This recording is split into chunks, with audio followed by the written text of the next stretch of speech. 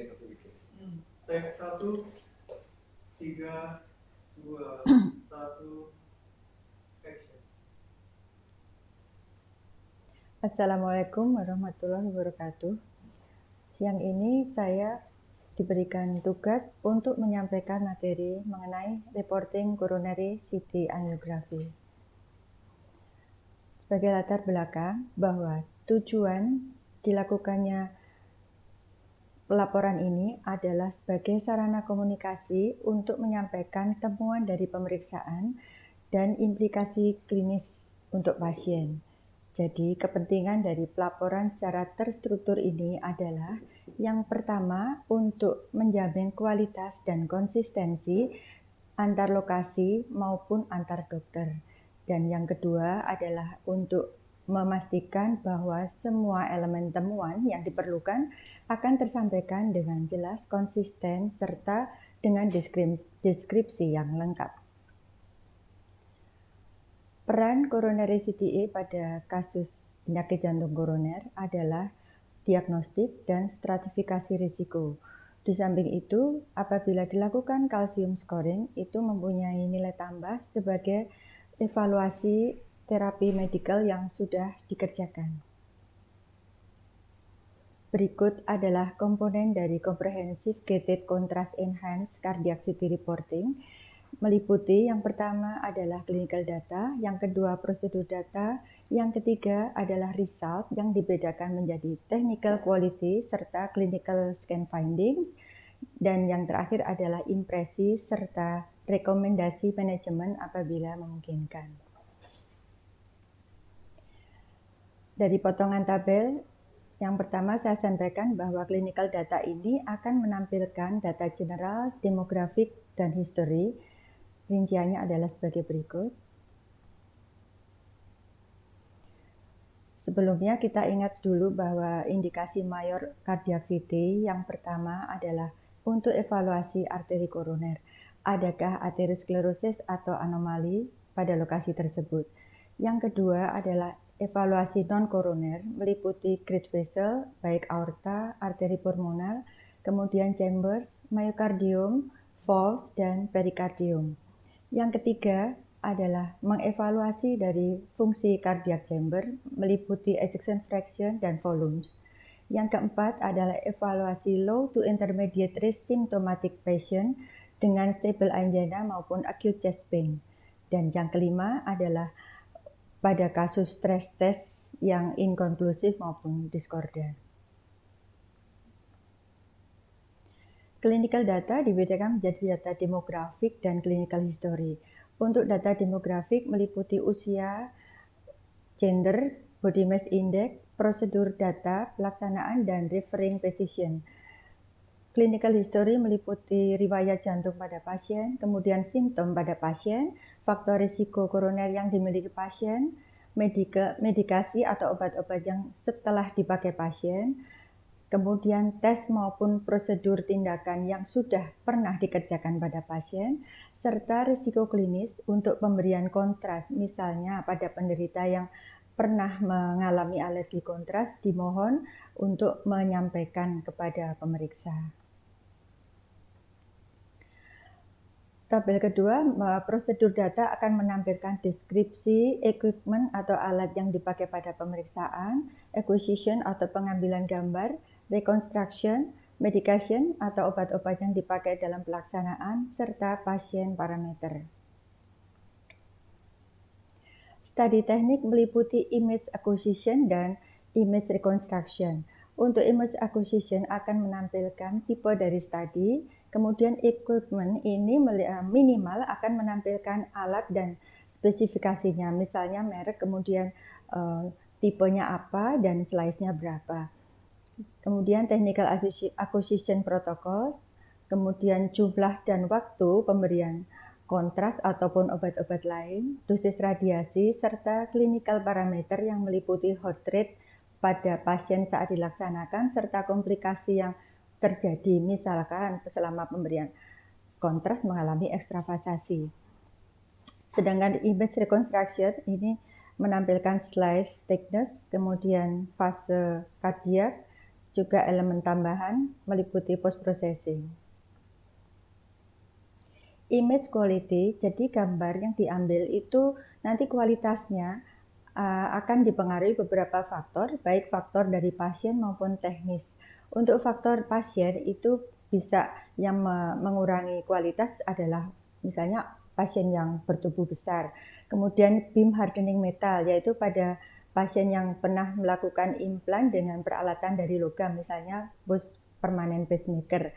Kemudian extensive calcification, motion of body, misalnya pasiennya susah disuruh diem, kemudian nafasnya susah ditahan, juga heart rate yang cepat, juga poor contrast enhancement, ECG, dan aritmia. Untuk faktor teknikal yang mempengaruhi misalkan sinyal yang noise, kemudian kontras yang kurang, baik volume maupun rate-nya, gating teknik yang kurang tepat, serta kurangnya obat-obat untuk mengendalikan heart rate, misalnya beta blocker maupun nitroglycerin. Berikutnya adalah result. Result nanti akan membicarakan technical quality, kemudian faktor koroner, non-koroner, dan non-kardiak. Begitu juga dengan prior cardiac prosedur yang sudah dijalani pasien. Untuk faktor non-koroner, berikutnya adalah vessel, cardiac chamber, juga miokard dan perikardium, serta katup-katup. Kemudian faktor lainnya yang non-kardiak adalah anomali dari paru, mediastinum, esofagus, tulang, dan chest wall, bila ada. Disampaikan clinical scan finding tentang koroner di sini, bahwa sebelumnya dikatakan bahwa kategorinya dibedakan menjadi 3, baik koroner, non-koroner, kardiak, dan non-kardiak. Dan jika perlu, disampaikan laporan mengenai coronary calcium scan bila dilakukan. Untuk coroner artery calcium scoring ini bisa berdiri sendiri ataupun terinclude sebagai bagian dari coronary CT untuk pasien-pasien yang belum pernah menjalani revaskularisasi baik berupa stent maupun graft. Diukur dengan Agatston score pada tiap-tiap distribusi vessel dan kemudian dijumlahkan secara keseluruhan. Komponen dari laporan untuk kalsium non-contracity report ini pada dasarnya hampir sama dengan laporan yang diberikan kontras, hanya di sini dibedakan bahwa untuk clinical data di kalsium score ini tidak dicantumkan karena tidak dipakai, memang yaitu tentang tidak diberikan kontras dan juga tidak diperlukan pengaturan dari heart rate pada pasien. Ini adalah laporan dari calcium score. Sekarang berbicara mengenai image quality, bahwa quality image itu sebetulnya belum ada parameter yang jelas yang disebutkan, hanya kriteria yang bisa diterima sementara ini adalah dikatakan good bila tanpa artefak, dikatakan good diagnostic quality bila artefaknya sedikit, acceptable bila artefaknya moderate, serta suboptimal atau bad quality bila artefaknya berlebihan. Dan artefak itu bisa berhubungan dengan faktor pasien, prosedur, maupun reconstruction. Untuk interpretasi dari arteri koroner ini meliputi, yang pertama adalah review dari setiap segmen koroner, kemudian memperhatikan artefak yang berhubungan, yang ketiga adalah evaluasi dari lesi morfologi dan komposisinya, yang keempat adalah derajat dari stenosisnya. Coronary segmentation sudah disampaikan oleh pembicara sebelumnya.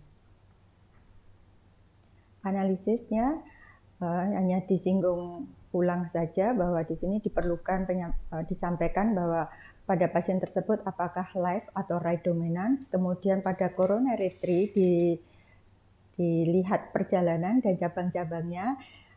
Untuk bila ada anomali koroner, maka dideskripsikan origin, perjalanan, dan hubungannya dengan struktur penting di sekitarnya.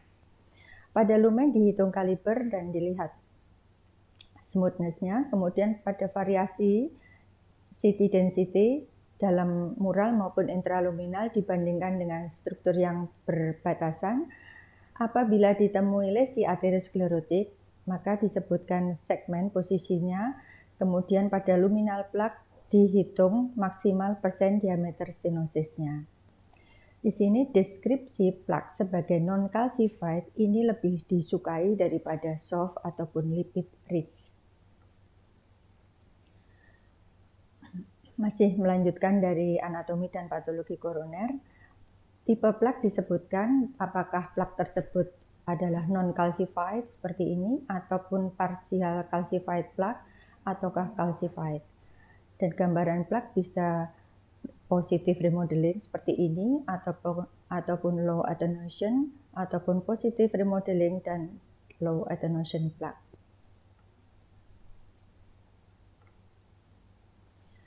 Derajat stenosis sudah disampaikan oleh pembicara sebelumnya. Kemudian total oklusi ini pada CDE bisa menunjukkan sejumlah kontras pada distal oklusi, bahkan pada kasus di mana invasif coronary angiografi tidak bisa menunjukkan kolateralnya. Karena derajat kalsifikasi pada oklusi total tersebut akan memprediksi keberhasilan tindakan PCI pada kronik total oklusi. Apabila pasien sebelumnya sudah menjalani prosedur revaskularisasi, apabila prosedurnya adalah berupa stenting, maka dilaporkan di sini di mana lokasi daripada stent tersebut, kemudian dilihat patensinya, dan dievaluasi adakah komplikasi dari stent tersebut, baik berupa in-stent restenosis maupun stent fracture. Evaluasi stent ini tergantung dari ukuran stent dan komposisinya, dan CTA itu mempunyai akurasi yang rendah untuk mengevaluasi in-stent restenosis pada stent dengan ukuran diameter yang kurang dari 3 mm. Adanya kontras di distal, sekali lagi diingatkan bahwa adanya kontras di distal dari stent itu bukan definitif sebagai sign of patensi. Apabila pasien post-CABG, maka yang perlu dievaluasi adalah jumlah dari sambungannya atau jumlah grafnya, kemudian asal dari graf, perjalanan, dan insersinya. Kemudian dilihat graf tersebut asalnya dari arteri ataukah dari venous, dilihat patensinya serta stenosis yang mungkin terjadi. CATRAS atau Coronary Artery Disease Reporting and Data System ini merupakan sistem laporan terstandar yang direkomendasikan untuk penata laksanaan lebih jauh. Sedangkan CATRAS modifiers itu sebagai tambahan untuk menilai bahwa gambar tersebut merupakan non-diagnostik disimpulkan dengan N, kemudian stents disimpulkan dengan S, dan graph atau G, dan vulnerable flag yang disimpulkan dengan V. Tujuan dari CATRAS ini adalah yang pertama untuk memperbaiki komunikasi, mengkomunikasikan hasil pada dokter yang merujuk, dan yang kedua adalah untuk memberi petunjuk yang lebih bagus untuk membuat clinical decision. Ini adalah kategori serta representasi case dari CATRAS. Apabila disimpulkan dengan CATRAS 0, artinya tidak ada plak atau stenosis. Untuk CATRAS 1, artinya ini adalah minimal stenosis 1-24%. Untuk CATRAS 2 terjadi mild stenosis 25-49%. Untuk CATRAS 3 terjadi moderate stenosis 50-69%. CATRAS 4 itu dibedakan A sama dengan B. Bila CATRAS A artinya terjadi maksimal stenosis pada satu pembuluh darah dengan stenosis 70-99%. Sedangkan CATRAS B ini ada dua kriteria, yang salah satunya left main, bila left main mengalami stenosis yang lebih dari 50%, atau kriteria lainnya adalah apabila dari 3 vessel mengalami obstruksi lebih besar sama dengan 70%. CATRAS 5 menunjukkan 100% stenosis atau total oklusi. Sedangkan CATRAS N ini non-diagnostic study. Jadi karena tidak semua segmen yang lebih dari 1,5 mm dapat diinterpretasi dengan meyakinkan. Ini adalah modifier ya, jadi untuk stent ditulis S apabila setidaknya ada satu arteri yang sudah dilakukan stent, kemudian G apabila kurangnya ada satu yang sudah dilakukan bypass graft, V atau high risk plaque ini setidaknya ada 2 dari 4 gambaran berikut dalam satu plaque. 4 gambaran tersebut adalah spotty calcification, kemudian napkin ring seperti gambar ini, kemudian yang ketiga adalah positive remodeling, dan yang keempat adalah low attenuation plaque. Jadi apabila ada minimal 2 dari gambaran ini pada satu plaque, maka plaque tersebut digolongkan sebagai high risk. Pemakaian CHATRAS untuk kasus stable chest pain. Jadi kalau ada CHATRAS 0 pada kasus stable chest pain, maka tidak diperlukan investigasi kardiak lebih jauh, dan kemungkinan penyebab chest pain adalah bukan aterosklerotik. Bila CHATRAS 1, maka tidak diperlukan pemeriksaan kardiak lebih jauh, hanya diberikan preventif terapi dan modifikasi faktor risiko.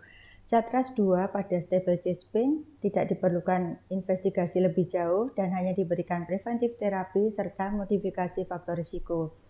CHATRAS 3 menilai fungsional dan diberikan penata laksanaannya diberikan anti-iskemik, preventif terapi dan modifikasi faktor risiko serta treatment lain sesuai guideline. CHATRAS 4 untuk 4A maka dipertimbangkan pemeriksaan invasif coronary angiografi serta functional assessment, dan manajemennya sama nanti dengan B. Kemudian yang B ini maksudnya langsung direkomendasikan pemeriksaan invasif coronary angiografi. Manajemennya adalah pemberian anti-iskemik, kemudian terapi preventif serta modifikasi faktor risiko ataupun terapi lainnya misalnya revaskularisasi. Untuk CHATRAS 5 total oklusi, maka obstruktif CAD tidak dapat disingkirkan, diberikan anti-iskemik, preventif terapi, modifikasi faktor risiko, dan revaskularisasi. Untuk non-diagnostik, untuk CHATRAS N atau non-diagnostic study, maka diperlukan tambahan atau evaluasi lain.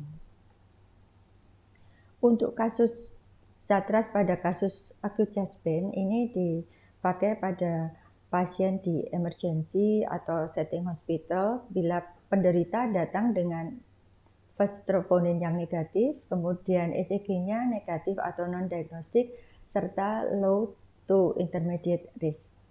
Bila pada penderita acute chest pain tersebut CHATRAS-nya 0, maka interpretasinya adalah ACS highly unlikely, dan manajemennya tidak perlu evaluasi lebih jauh dan dipikirkan bahwa etiologinya adalah penyebab dari non-kardiak. Apabila CHATRAS-nya 1, maka highly unlikely dari ACS, kemudian dipertimbangkan etiologinya di luar kardiak bila troponin normal dan tidak ada perubahan ECG. CHATRAS 2, maka interpretasinya adalah ACS tersebut unlikely, dipertimbangkan etiologi lain bila troponin dan ECG tetap tidak ada perubahan, diberikan preventif terapi dan modifikasi faktor risiko. Bila curiga ACS, jadi bila kecurigaan tinggi pada ACS, kemudian dikonsulkan kepada kardiolog. CHATRAS 3, maka interpretasinya adalah ACS possible, konsul kardio, dilakukan functional testing ataupun invasive coronary angiografi, anti-iskemik, preventif terapi dan risk modifikasi faktor, kemudian treatment lain apabila ada gangguan hemodinamik yang signifikan. Pada CHATRAS 4, ACS likely, maka konsul kardio, functional testing dan invasive coronary angiografi di samping terapi konservatif. Apabila CHATRAS 5, maka ACS-nya very likely dilakukan invasive coronary angiography dan reverse serta terapi konservatif. Dan untuk CHATRAS N non diagnostic study maka ACS tidak dapat disingkirkan tetapi tetap diberikan anti iskemik, preventif terapi dan risk factor modifikasi.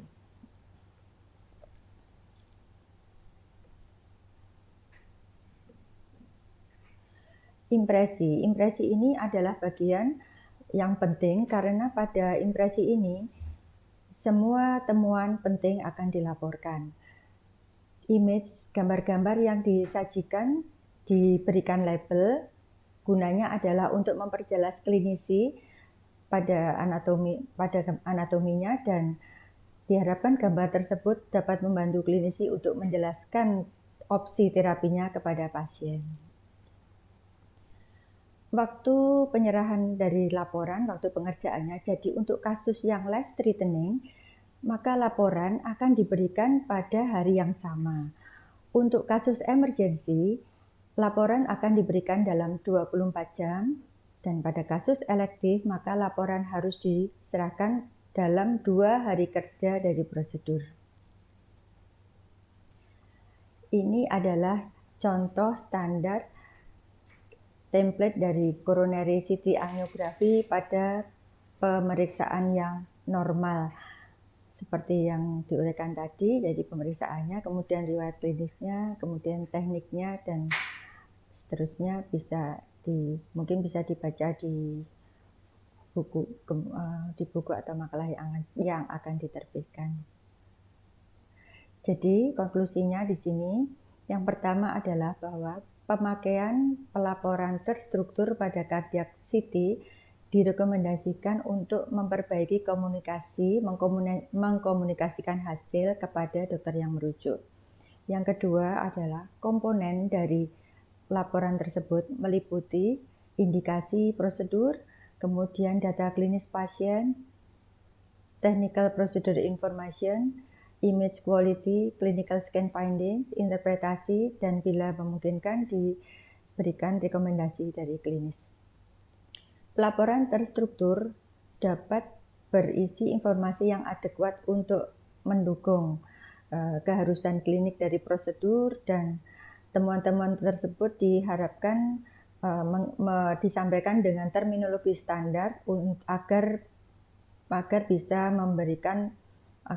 menunjukkan manajemen klinis yang sesuai, yang tepat. Demikian penyampaian saya, kurang lebihnya mohon maaf. Terima kasih atas perhatiannya. Wassalamualaikum warahmatullahi wabarakatuh.